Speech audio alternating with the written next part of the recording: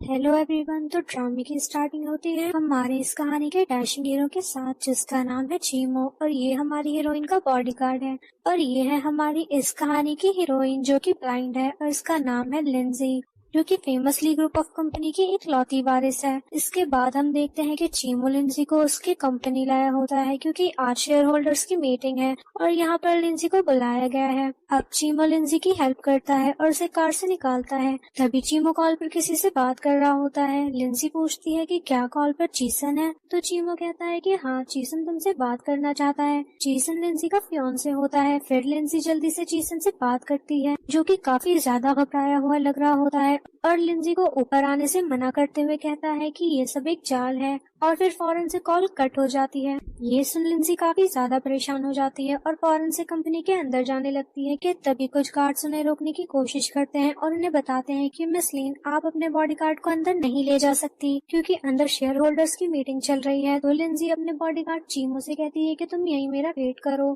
तब चीमो को कुछ अजीब सा फील होता है और फिर वो जल्दी से लिंजी को एक लॉकेट पहनाते हुए कहता है कि अगर तुम्हें वहाँ सिचुएशन डेंजर लगे तो तुम इसे प्रेस कर देना, मैं फौरन वहाँ आ जाऊंगा। फिर एक गार्ड लिंजी की स्टिक पकड़ के अंदर ले जाने में हेल्प करता है और वो लिंजी को मीटिंग रूम तक पहुँचा देता है। वहाँ हम देखते हैं कि दो गार्ड्स ने चीसन को पकड़ा हुआ होता है और चीसन की आवाज सुनकर लिंजी कहने लग जाती है कि तुम कहाँ पर हो। फिर वो उसे ढूंढते हुए नीचे गिर जाती है। वहाँ जो मेन शेयर होल्डर होता है वो लिंजी के स्टिक को हटा देता है और लिंजी को उठाकर कुर्सी के ऊपर धक्का दे देता है। ये देखकर चीसन कहता है कि प्लीज लिंजी को हर्ट मत करो। तो वो बंदा कहता है कि लिंजी देखो ना, तुम्हारा फियांसे तुम्हारी कितनी ज्यादा केयर करता है। लिंजी गुस्से में पूछती है कि आखिर तुम्हें क्या चाहिए। तो तब शेयर होल्डर कंपनी ट्रांसफर के कॉन्ट्रैक्ट पेपर लिंजी के सामने रखता है और उससे कहता है कि तुम्हारे डैड तो मर गए, लेकिन इतनी बड़ी कंपनी हम तुम जैसी अंधी लड़की को तो संभालने के लिए नहीं दे सकते, इसलिए तुम चुपचाप से इन पेपर्स पर साइन कर दो, क्योंकि तुम भी तो नहीं चाहती होगी ना कि तुम्हारे डैड की बनाई गई ये कंपनी बर्बाद हो।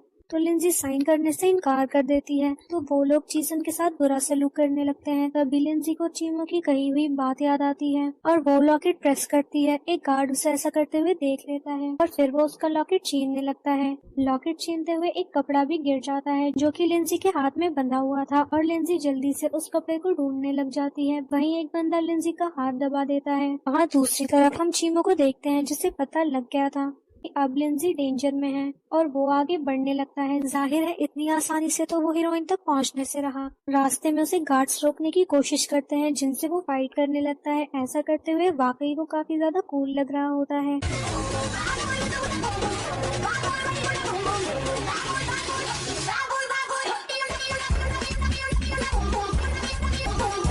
है वहीं वो शेयर होल्डर उस कपड़े को उठाकर जलाने लगता है। लिंजी उसे ऐसा करने से मना कर रही होती है, क्योंकि वो उसके डैड का होता है, लेकिन वो उसकी एक नहीं सुनता और उसे जला देता है। लिंजी अपने डैड के कपड़े को ढूंढ रही होती है कि तभी उसका हाथ जल जाता है। फिर वो शेयर होल्डर से कहता है कि तुम जैसी अंधी लड़की जो कि अपने डैड को नहीं बचा पाई, वो कुछ नहीं कर सकती। वहीं हमारा हीरो उन लोगों को चुन चुन कर मार रहा होता है। तभी वो शेयर होल्डर अपने गार्ड्स को ऑर्डर देता है, जो कि लिंजी को पकड़कर जबरदस्ती पेपर्स पर साइन करवाने की कोशिश करने लग जाता है। तभी मीटिंग रूम में हमारे बॉडीगार्ड की एंट्री होती है और थोड़ी फाइट के बाद वो अपनी हीरोइन को अपनी बाहों में उठाकर वहाँ से ले जाता है। गार्ड्स उसका पीछा कर रहे होते हैं, तो वो दोनों एक रूम में चले जाते हैं। लिंजी उससे कुछ कहने वाली होती है। तब चीमो जल्दी से उसका मुंह बंद करता है, कहता है कि अभी आवाज मत करो।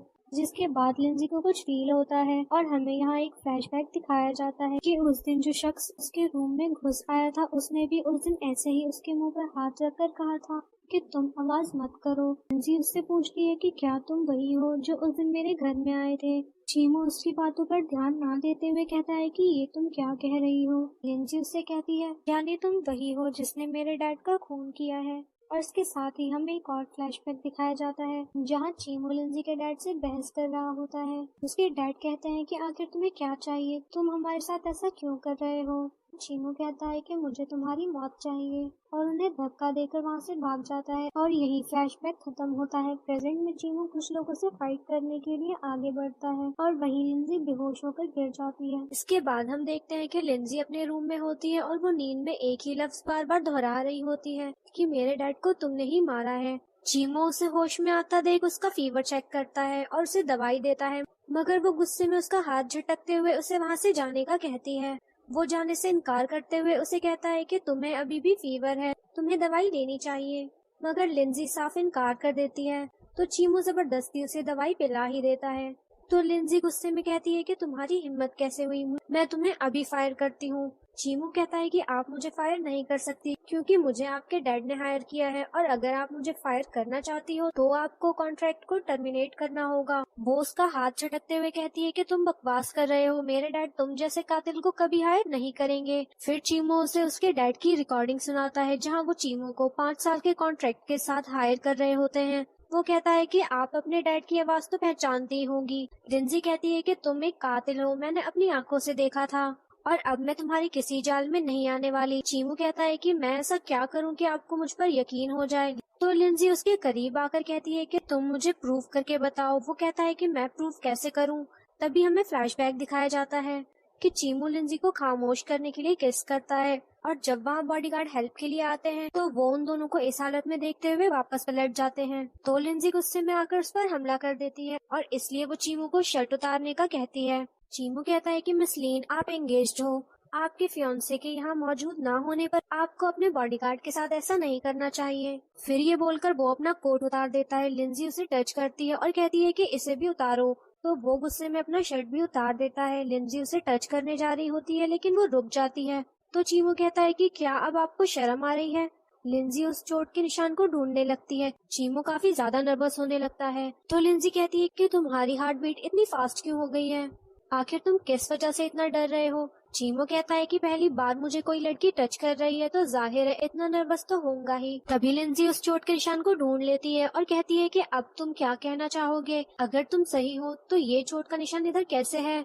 तो चीमू उसका हाथ पकड़कर उसे बाकी चोट भी टच करवाता है और कहता है कि देखो मुझे इतने सारे चोट के निशान हैं, और वो इसलिए क्योंकि हम बॉडीगार्ड्स को इतने चोट तो आते ही हैं, हमारे लिए ये सब नॉर्मल है। लिंजी उससे अपना हाथ छुड़वाते हुए उसे धक्का देकर वहाँ से भाग जाती है, और इसी के साथ हमारा एपिसोड 1 एंड हो जाता है।